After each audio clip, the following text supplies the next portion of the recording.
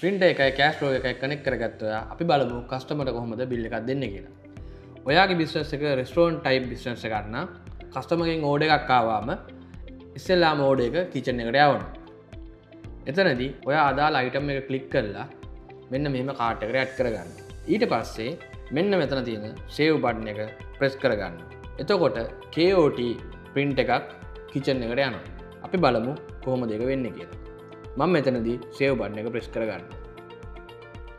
ඊට පස්සේ ඔයාගේ tables ඔයා arrange කරලා තියෙනවා නම් ඔයාට පුළුවන් මෙතනදී table එක මොකද්ද කියලා select කරගන්න.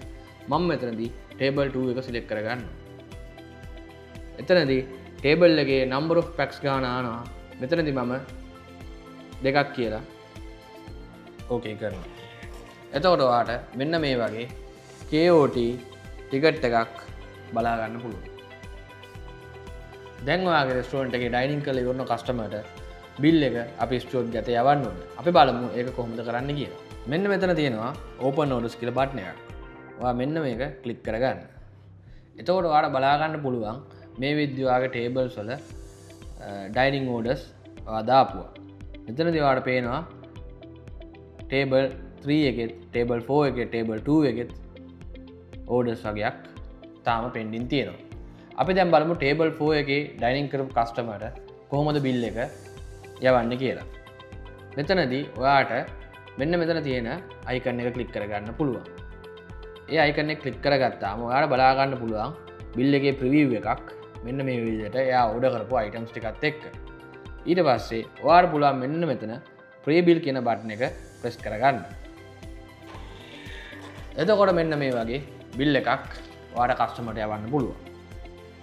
ඊට පස්සේ කස්ටමර් කෑෂ් හරි කාඩ් වලින් හරි ඔයාට පේමන්ට් එක කරන්න ස්ටෝර් ගත ඒවයි. ඊට පස්සේ අපි බලමු කස්ටමර් යවන්නේ කෑෂ් වලින් නම් කොහොමද පේමන්ට් එක ඔයා charge කරන්න කියලා.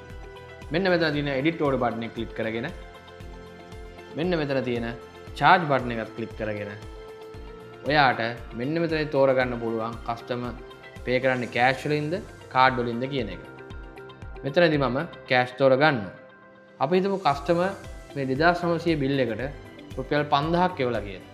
එතකොට ඔයා මෙන්න මෙතනදී 5000 ටයිප් කරගන්න පුළුවන්. එතකොට ඔයාලට පෙන්නනවා ඔයා කොච්චර චේන්ජ් එකක් කස්ටමර්ට දෙන්න ඕනද කියලා. ඊට පස්සේ මෙන්න මෙතන කෑෂ් බටන් එක ක්ලික් කරගන්න. එතකොට ඔයාට කෑෂ් රෝ එකත් ඕපන් වෙලා මෙන්න මේ වගේ බිල් එක බලා ගන්න පුළුවන්. මේ බිලේ ඔයාට බලා ගන්න පුළුවන් කස්ටමර් දුන්න කෑෂ් ප්‍රමාණයත් ඔයා දෙන්න ඕන ඉතුරු ප්‍රමාණයක්.